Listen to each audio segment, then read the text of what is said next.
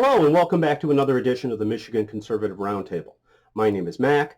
I'd like to say Happy New Year to everyone watching, especially our new subscribers. We're up to 588 at the time of this recording.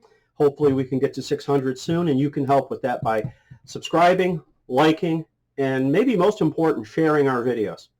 So today's topic is going to be about courage without consequences. It's very easy to be brave when nothing's going to happen to you. How often have you heard someone say, I take full responsibility, knowing nothing's going to happen?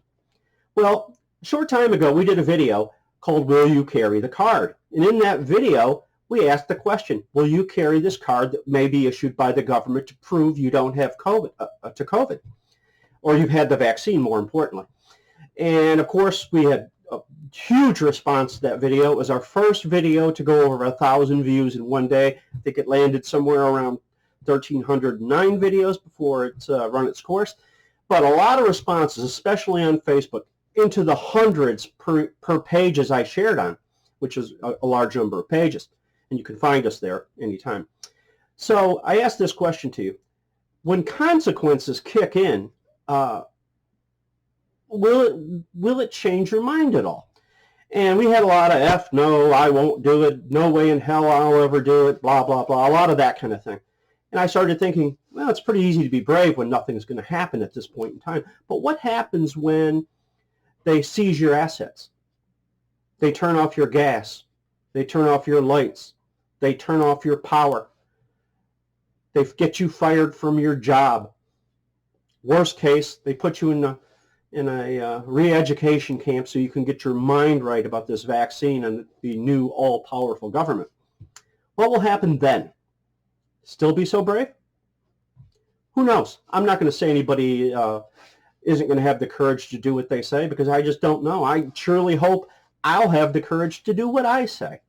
And I'm a guy who is a true believer in give me liberty or give me death. I would rather die on my feet than live on my knees. But that's me. I can't speak for everyone. And I kind of got this, aside from the video we did earlier and the response we got, which was really nice, I had asked a police officer friend of mine to check in his precinct, and I asked him, how many cops did he think would confiscate your guns? And he said, oh, I don't think many will. But then he did a little impromptu, unscientific survey to be sure. So he started asking guys, and about 90% said they would not go door to door or help anybody confiscate private gun owners' firearms. But then he, on his own, threw in a little niche, which is, what if they say you're fired if you don't? Well, then the percentage dropped to about 80. And then he'd throw in another caveat. Well, what if they say you don't get your pension? Well, then the number drops to about 40. So now you're down to 40%. Which means 60% will then take your guns with these caveats placed in front of them. So he goes on and on. It keeps throwing on questions. You know, what happens if they do this? What happens if they do that? And it ends up that about 10 to 20% of officers say they won't take your guns, which leaves us with about 80 to 90% that will. And these are not bad people, but they're going to look out for their own first.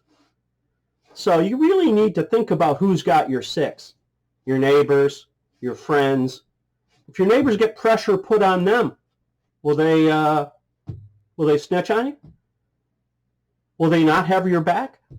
These are questions you need to think about as we approach January 6th, which is when I think the stuff could hit the fan hard.